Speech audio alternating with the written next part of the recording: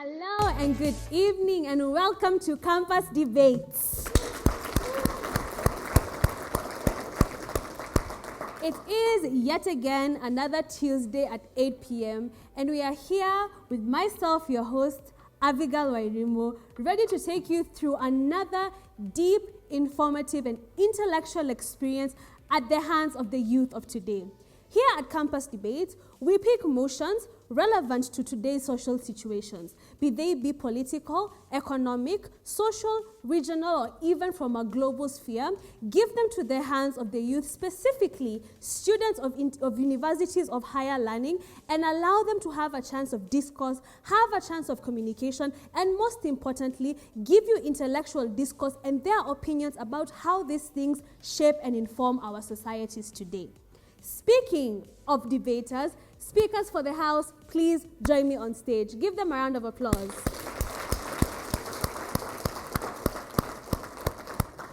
All right, on side proposition, I have the lovely Miss Perez Mwono and Ted Thoya. On this other side, I am joined by Purity Thuo and Rachel Wamboi. Alright, so as always, this is the part where I ask the debaters a few questions to try and get a feel of who they are as a person before we get to see their intellectual side. On this side, is this the first time you're speaking on Campus Debates?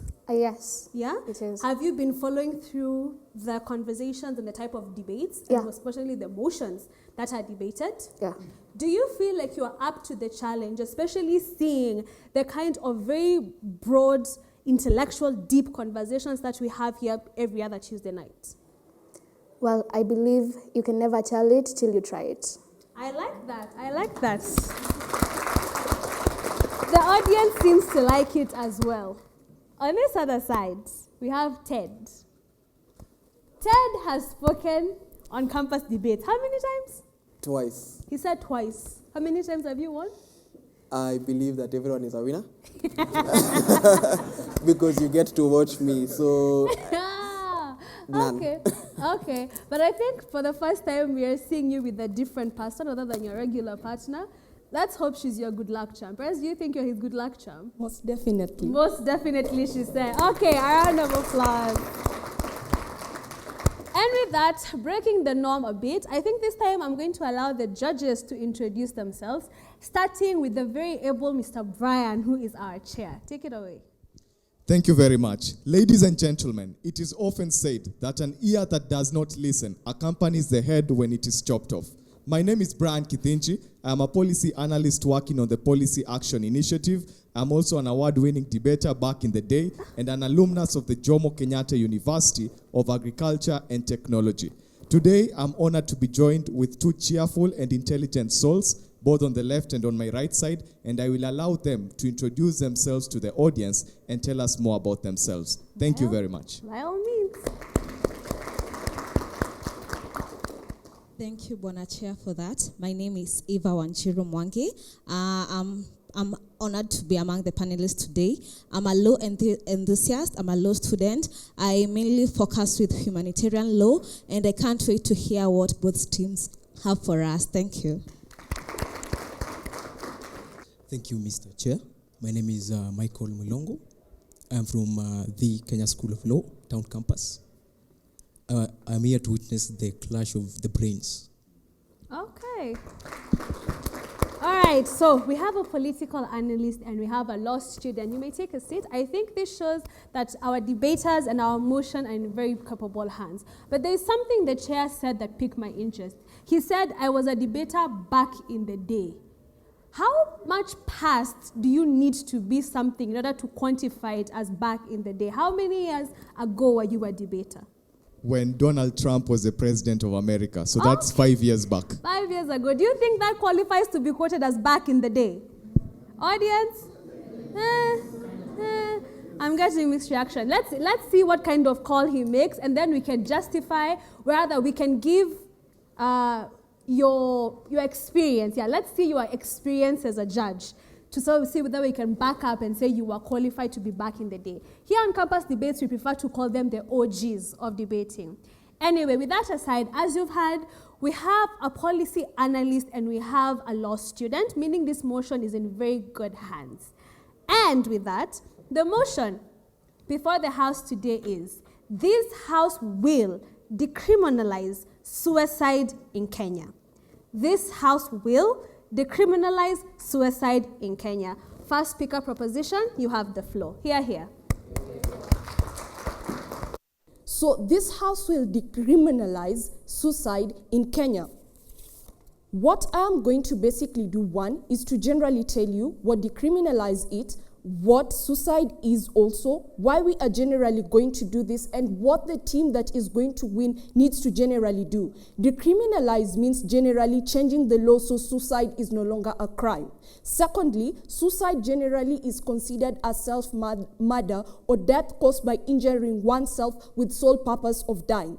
But then the question of this debate is this: if somebody is sick, do you take them to jail or do you take them to hospital? Food for thought. The team that is going to win this debate, one, is going to prove how best government can protect the people, especially from tendencies of self-harm. Secondly, reducing backlog in the criminal justice system. Judiciary will have to look for lawyers for these particular people who are actually, quote-unquote, already committed suicide and are considered as criminals. Now, they are going to need money to also probably process this particular kind of cases. So we need some kind of reduction of backlog in the judiciary, and also let us look at deterrence and rehabilitation, generally the police station and also the cells. We actually need to reduce the amount of prisoners who are going there.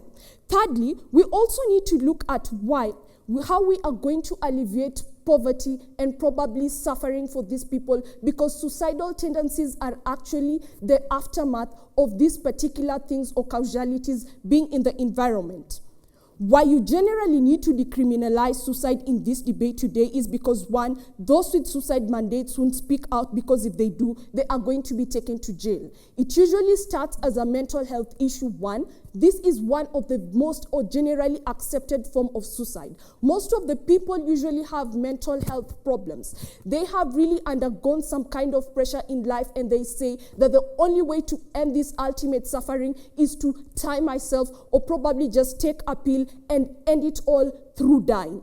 Now, if you decide to actually criminalize it, it looks like one in status quo saying that if you are found probably hanging on top of this building, we are going to take you down and flog you. It looks like flogging this person, aftermath calling the police officers and taking them to court and taking them to prison and arraigning them in court. Why we are generally against this is because, one, a report on June 21, 2023 says that in Kenya, at least 4 Kenyans die by suicide every day, with an average of 20 times as many attempting suicide. This was by Husna Muhammad Hassan, who generally also further on went on to say that most of these people who actually commit suicide do not actually do it because they want to, but they feel that the world has literally come to an end on their side.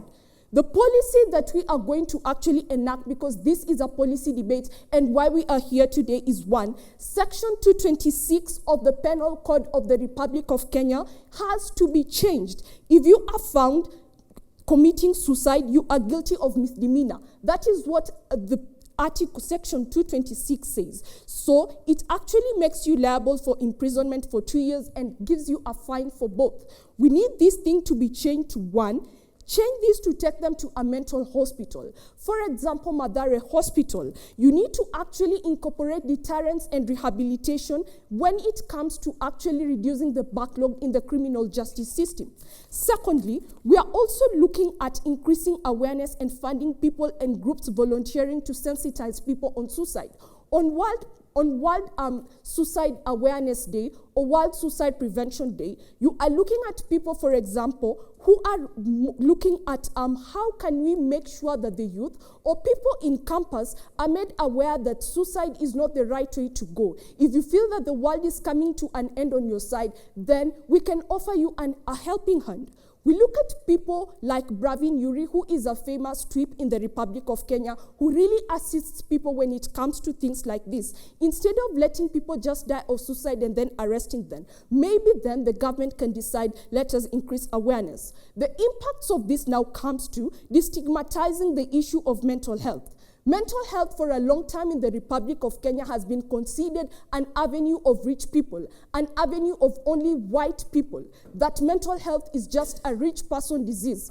How much more is suicide considered an abhorrible thing in the Republic of Kenya? What you now do if you decide to say that we are now going to destigmatize this issue by decriminalizing it, you now have people coming to the table and saying, I want to commit suicide because probably I'm getting bullied in school. Probably because I feel the cost of living is high and the government is really not addressing this issue. I probably feel that the wrangles at home are really not enough for me to handle. At a point in time, you're having discourse actually being stabilized in society. You now create an avenue where people can come out to talk and actually not feel like I need to die with my problems because even if it is out, I'm going to be considered a failure. Secondly, you need to look at how discourse is going to be the result of destigmatization in terms of also policy formation. Most of the time, if people speak out, that is how policymakers actually get some kind of research work or some research idea to work with. At a point in time, people become silent, then the government probably assumes people are okay, or generally, people just do it for the like of it. Now, we also need to go to the most not identified kind of suicide. Something that Ted is actually going to further speak on is one, the suicide, when legally assisted suicide when it comes to the medicinal aspect of it. So panel, as I generally tend to conclude, why we tend to think that we are winning this debate after the ground that has been set. One, we've already told you why it is important to change the policy, reduce the criminal backlog, reduce the CGS backlog, and also how we really need to have some kind of discourse when it comes to the stigmatization of this suicide issue in Kenya. Thank you. All right, that was the first speaker of side proposition, and only to offer a disclaimer and further qualification to our audience at home. When we talk about punishing a person who has committed suicide under Section 226 of the Penal Code, we mean a person who has attempted suicide and hasn't actually succeeded. So in the event that you attempt to take your own life, you can be prosecuted, you can be put on trial and found guilty of murder on yourself. That is the premise on which Section 226 is being used in this debate. Otherwise, we welcome the opposition side with the first speaker. Here.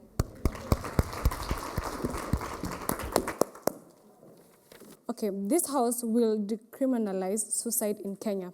Now, I will start my speech by rebutting whatever the proposition has done and their case, and also I will show you why decriminalization of suicide in Kenya will bring you more harm than good.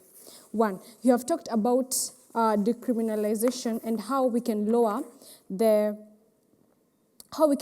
consequences of it. Now, our case, we are coming here to tell you that our case here on the opposition side is to tell you that when you reduce these offenses, you're actually not dealing with the problem itself.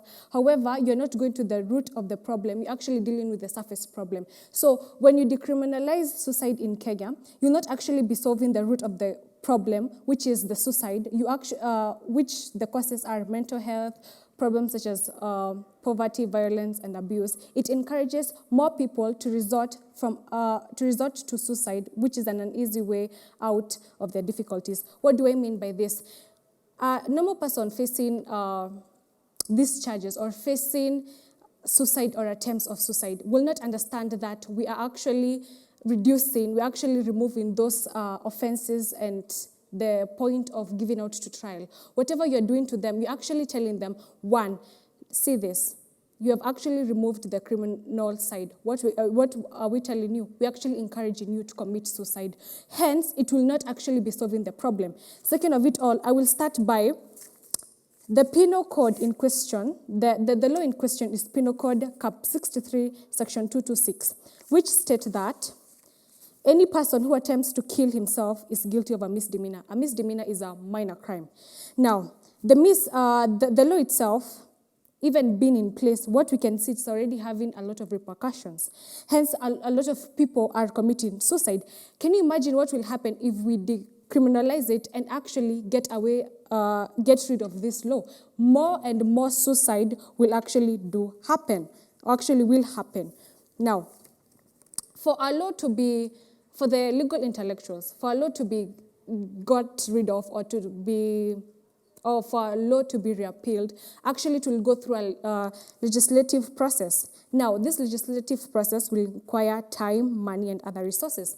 And within this time, which all of these laws are being deliberated, now more and more people will actually kill themselves because, again, you are appealing the case and you're appealing this law and the law is taking a long time for you to finish. So hence, it will not solve the problem. Now, on to my other points is that decriminalization will actually lead to the misdirecting of more resources. What do I mean by this? Now, the resources which could have been taken place and actually which could have been the proposing side, which are saying these resources could have been placed in this court proceedings to actually repeal this case. Now, these resources, instead of taking them to this court and actually repealing this law, what we can actually do, we can actually put these resources into other form of curbing suicide, which is, for example, making rehabilitation of people who are actually contemplating suicide easier and making it more and more and more affordable. Now, decriminalization can also lead to a weaker society. Again, we are telling you that this thing is no longer going to be legal. Okay, pause it. Just a quick question. So for you, legalization means that there will be an increase. But we've seen this in the US where they legalized marijuana and consumption went lower. So are you saying that if we legalize suicide, that we expect more people to actually kill themselves? No, what I'm saying, actually, this is the point. These countries who have actually decriminalized suicide, we have seen their rates in suicide actually increasing. So we actually be doing more harm than good. That's what I'm saying. Also, that's what your question is doing, right? Now, talking about decriminalization, which can lead to a weaker society. Again, we are making this thing legal, right? Hence, we're leading to a weaker society, whereby now people, when you want to commit suicide, okay, now you can go ahead and do it, because if it actually don't work, you'll be, for example, not to be brought into court. So what are you proposing? That when times get tougher, use the shortcut. Hence, leading to a weaker generation, leading to a weaker society. Yes. So therefore, in the notion of tough times don't last, but tough people do, will no longer be relevant. Hence, purporting when things get tough, you just take the shortcut out. Now, back to my decriminalization will actually lead to more death. What I'm saying is that when someone is actually contemplating suicide and you lead to a decriminalization case, what it will say and what it is purporting that you can actually do a crime, which is murder, of course, and nothing will actually be done. Now, I'm here to purport that the easier way of curbing the motion, the easier way of dealing with suicide, actually dealing with the root problem. Dealing with the root problem, that is making policies which actually making like mental health, psychiatrists, more affordable, dealing with poverty, violence, which these things lead to suicide. Now, instead of when you do those things, actually, the rate of suicide will actually go down than rather decriminalization of suicide. Thank you. All right. right, that is the first half of the debate, and the arguments that we are getting from either side is side proposition telling us a person who is capable of committing suicide is a person who is unwell. Rather than jailing them, you'd rather take them to a hospital instead of taking them through a criminal justice system. You'd rather take them to the hospital. Side opposition is saying once you take away the element of criminalization, you make it that much easier for people to attempt to take their own lives. This is a very real and emergent issue in our society today, and for that reason, engage us on our X channel at KTN Home. Text us 22151. Tell us what you think about the motion. What are your thoughts? What are your opinions? We will see you after a short break.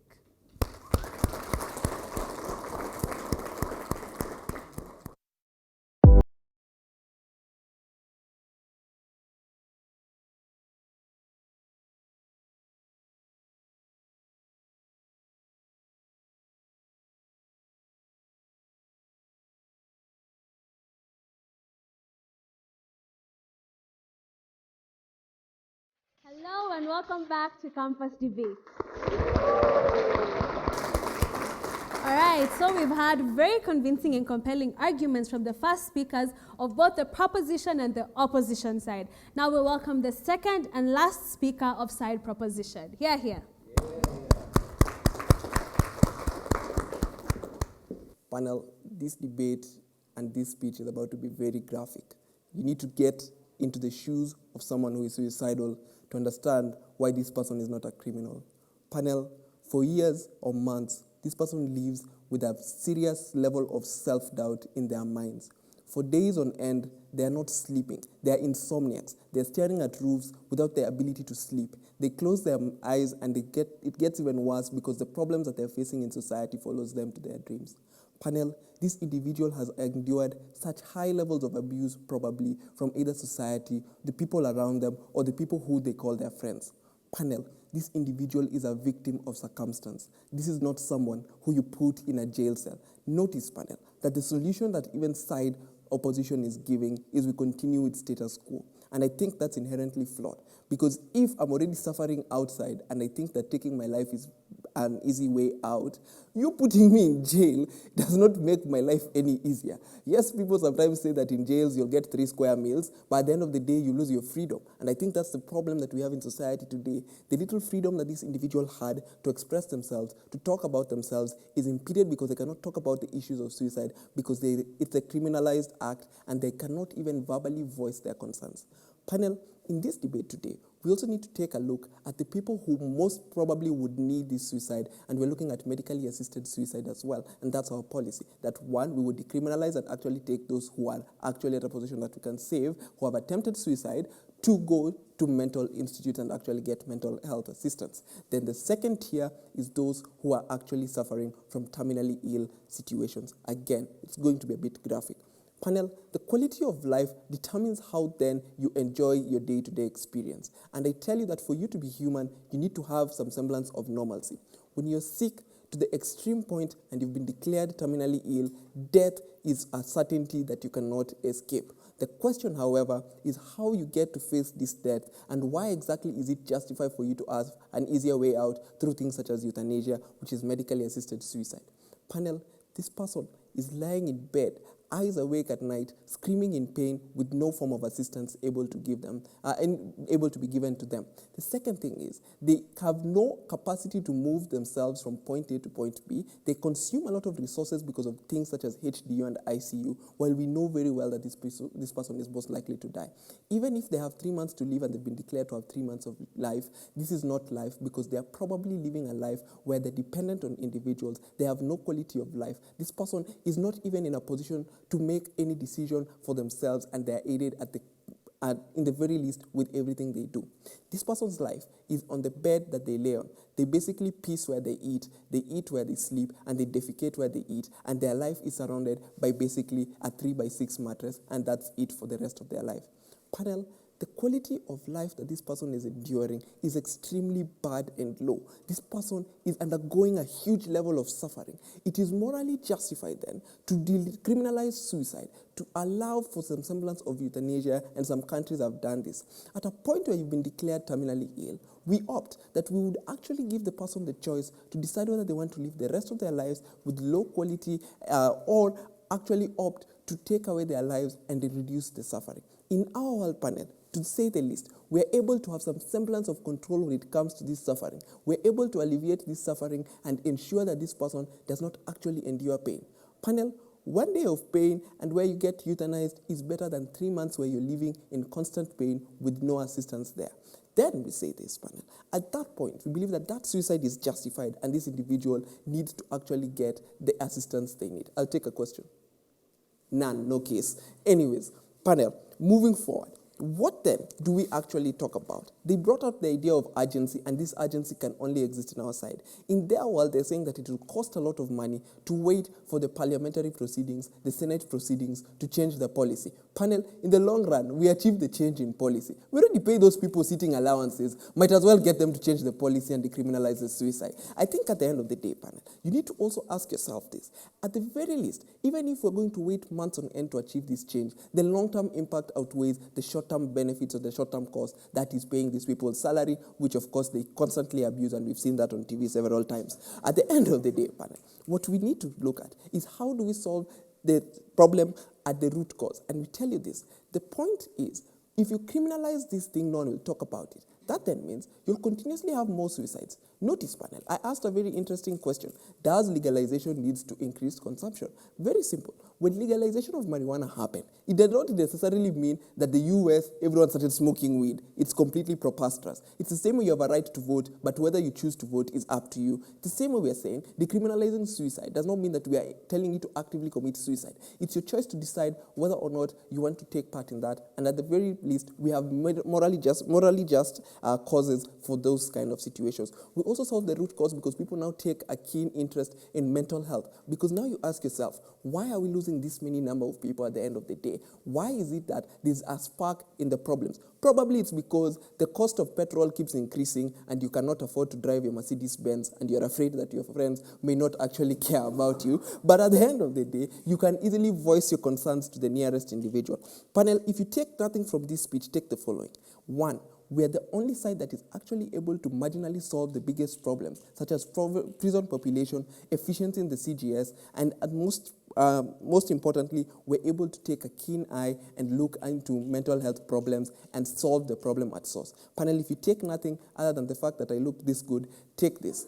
That, in the very least, solving one life is a thing that we can only advocate for, and no other side in this debate has done that. With that, I rest.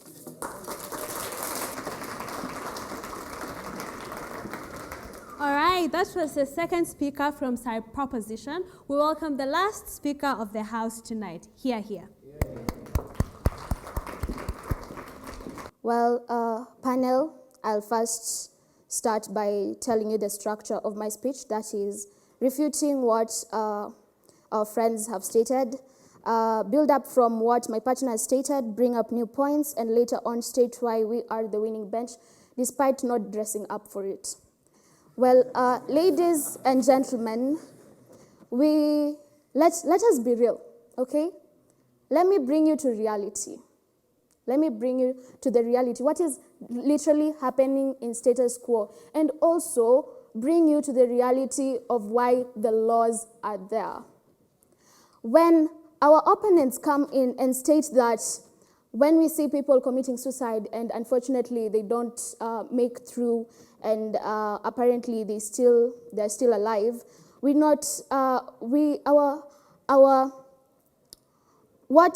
what we're doing is not just putting them in handcuffs and putting them into jail cells and letting them to continue feeling the pain. Let me bring you to the reality when Abraham Lincoln stated that democracy is by the people, for the people, and of the people. This same democracy is that us, we are the people who created the government that we have put in people to create the laws that are supposed to govern us, support us, and encourage us to be the best. The law is not there to kill you. The law is not there to criticize you. Let me bring you to also the reality of status quo. The laws, many countries at this time are decriminalizing suicide. What has that led us to? increase of suicide attempts. Why is that? Because this same society that we say that, this same society that is decriminalizing suicide is the same society that looks at you when you go through that live video in Instagram stating your problems and seeing it as entertainment. It's the same society that sees what you're going through, goes on to tell it to other people because, damn, it's a good, juicy story. Can you imagine? Imagine, anataka kujiua. That is how we react. And look at the hypocrisy that we tend to go with during their burials. Oh, he was such a good person. Oh, we loved him. He helped me during my worst problems, people. But where were you when he cried? Where were you? This is why the law noticed why suicide is a problem. And they decided to take it into their hands, not to put you into jail. Let me bring you to also the reality that the law, it's really undermining that my opponents only see the law as a point of grabbing you, putting you into jail, and making sure that you don't eat for 3 days. The law is not doing that. Legal systems have provisions for involuntarily commitment or psychiatrist treatment when an individual is deemed at risk of self-harm and suicide. These laws aim to protect individuals' well-being and involve intervention by mental health professionals and legal authorities to provide appropriate care and support. Ladies and gentlemen, I'll give you a very good example: drugs in the society. When the law takes in people who are indulging themselves in drugs, they do not only take them and beat them up. They put them into community rehabilitation. They put them into community work so that they may come and interact with you, tell you that this is bad, that you should not be doing this. Ladies and gentlemen, the law is there to protect you. It's there to love you and care for you. Well, ladies and gentlemen, decriminalizing suicide as contagious as a laugh. Believe it or not, so is suicide. Suicide can sometimes have a contagious effect where one suicide can lead to others in a phenomenon called a weather effect. Media coverage and public perception of suicide can influence vulnerable individuals and contribute to increased society rates. What am I trying to put out? Is that decriminalizing suicide is simply normalizing suicide. And let me bring you to also the reality that people who also take suicide are not only people who are going through emotional problems. Some criminals do take suicide so that they may not be taken into law. Let me bring you to that concretely. Yes? PY. Very simple. On our side, there's some sort of efficiency. We save on either the cost of court procedures, hospital bills, and we lessen stigma. Why then should we not buy into this and buy into status quo, which is already, I think, a mess in the very least? Well, I've not said that you should not consider what he has said. What I'm simply saying, and not understanding what he has talked about, is that you should notice that the law is there for you. Ladies and gentlemen, the law is just there for you. It's not there to kill you. It's not there to make you feel bad. It's not there to encourage your pain. And I'll enhance my point stating that how does the law help when this suicide is going on? It encourages it encourages compensation and support. When our friend here came in and said that these people in poverty and such are the people who also go through suicide attempts because of the money loss and such. The law gives legal provisions of compensation or financial support for survivors or of suicide victims, including life insurance payouts or compensation for emotional distress. It also puts out suicide prevention measures, which they're trying to say that we don't, in which we do. Laws can address educational programs to raise awareness. Some jurisdictions implemented policies requiring mental health screenings. The law does understand that promoting the individual's well-being is crucial. Thank you. All right, that was the last speaker from the opposition side and the last speaker of the House today. After a short break, we'll come back with the judges' Q&A session, followed by their ranking on who is first and who is second. Again, remember, mental health is very important, and suicide attempts are a very real and emergent issue in society today. If you are facing mental health issues, talk to somebody. Universities nowadays go a very long way into instituting guidance and counseling offices all within campus. Talk to your friends, talk to your families. Otherwise, see you after a short break.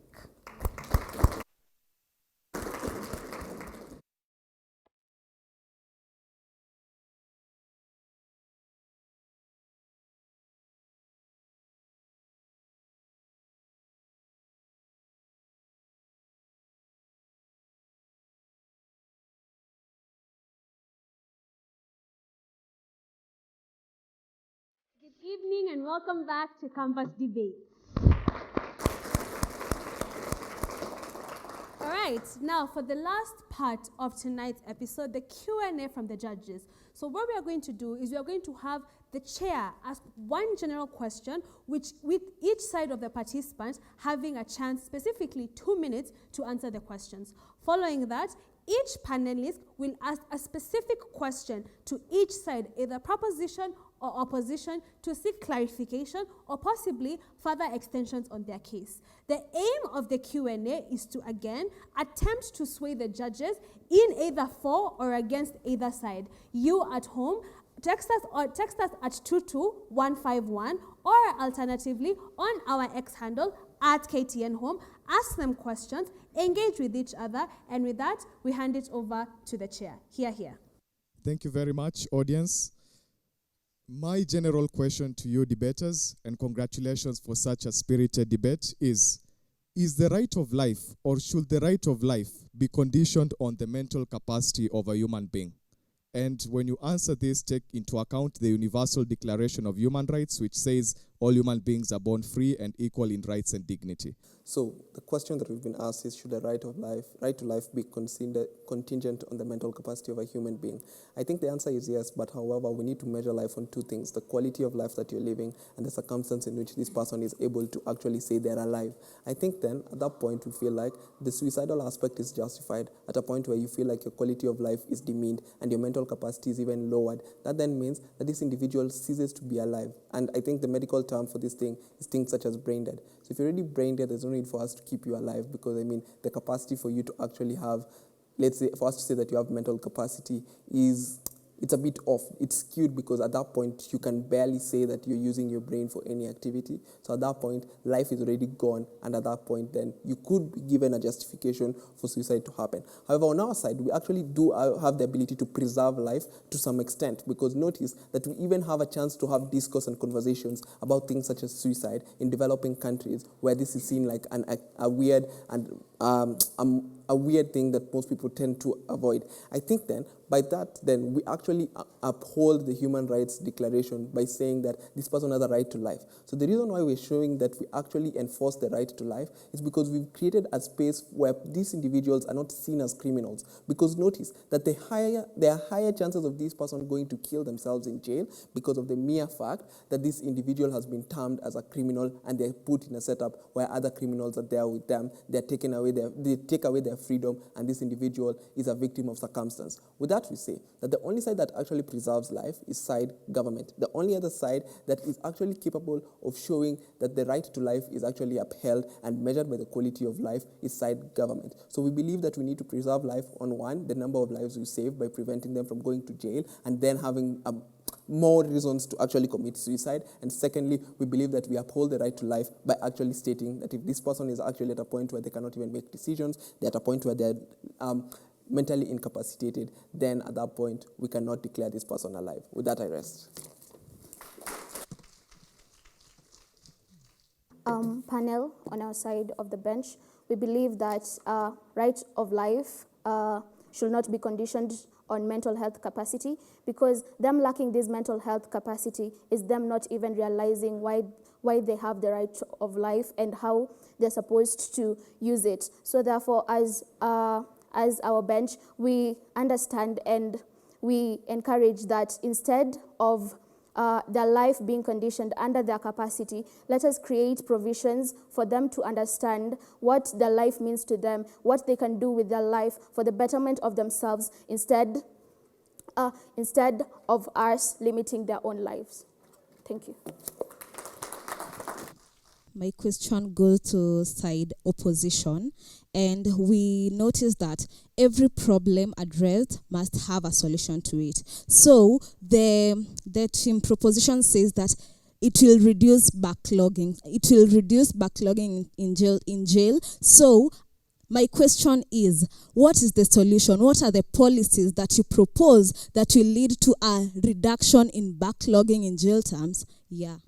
Well, even without taking consideration, being that we know what happens, the way we can reduce backlogging, it is by, when we take these people inside, we do not only put them in their jail terms just for them to be punished. We give them rehabilitation. When they are done rehabilitating, we now provide space by putting the rehabilitated people back to society for them to improve their lives, and therefore reducing the clogging that is in our jails. Thank you. My question goes to side proposition.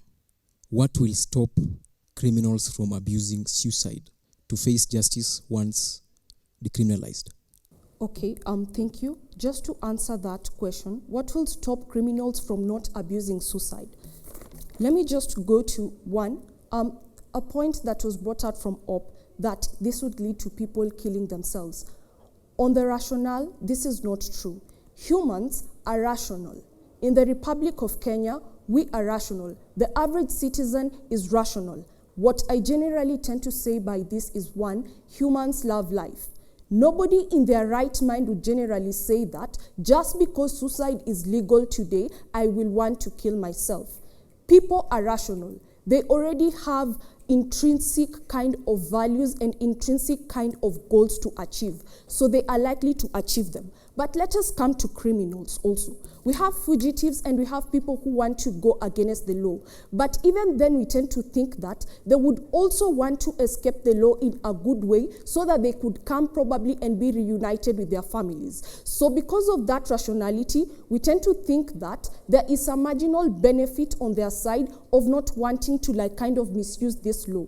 They would rather want to run away from the law but not probably inflict some particular harm, because then if they probably stole, like in the Wells Fargo scenario, they probably want to enjoy the 94 million that they stole. So we generally don't think that they are just going to say, okay, it is much more easier for me to take the suicide route. Why we generally want to actually legalize this suicide thing is just so that we preserve life and at least assist those who want to speak out to do so. We tend to think that just because someone is a criminal, they are much more likely to want to enjoy the proceeds that they stole, or probably enjoy the benefits that come with fighting, or probably doing a wrong thing to get whatever they want, than probably just killing themselves. Thank you.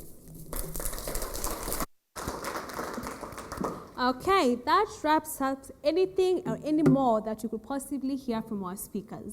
At this point, we yield the floor to the chair to give us his verdict and his justification.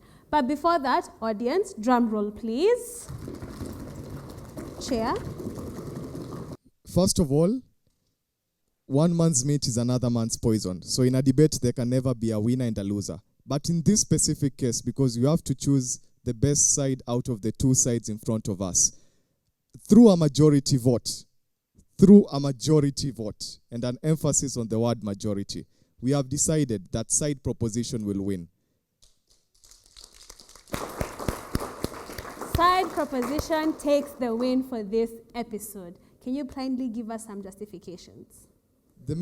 First of all, we were impressed that the arguments were based on laws and not hypotheticals from both sides, and we felt that most of the arguments cancelled each other out, the mental health versus the hospital, the jails, right to life, etc. But the main reason why we gave them is because the opposition, with the last question, it was actually one way of realizing where we are going to tilt, in that what alternatives will be provided if we are going to decriminalize suicide. And we know that there are many people who have attempted suicide and who are in jail, and we have a backlog of people in jails. So what alternative do we have in place if we are going to remain with the status quo in order to reduce the population in jail? Only that, no other argument. Okay. Round of applause for the chair's justification. That has been us here at Campus Debate, wrapping up 2023 and an entire first season successfully of Campus Debates. Give yourself a round of applause. And signing off for the last time, year 2023, I have been your host, Abigail Wairimo. And with that, come on, guys. Come on. They know what's about to happen. And with that, we say good night and Merry Christmas and a Happy New Year. thank you. On your feet. Ted, for the first time and the last time, you have won Campus Debates 2023. What would you like to say? I was saving the victory for the last episode. I mean, if I won from the start, you guys would find it a bit monotonous. The plan was to develop over time. But as we go, we would like to say a Merry Christmas to our audience in a very special way by singing to all of you. So join me, audience, by singing, we wish you a Merry Christmas. We wish you a Merry Christmas. We wish you a Merry Christmas and a Happy New Year. Woo!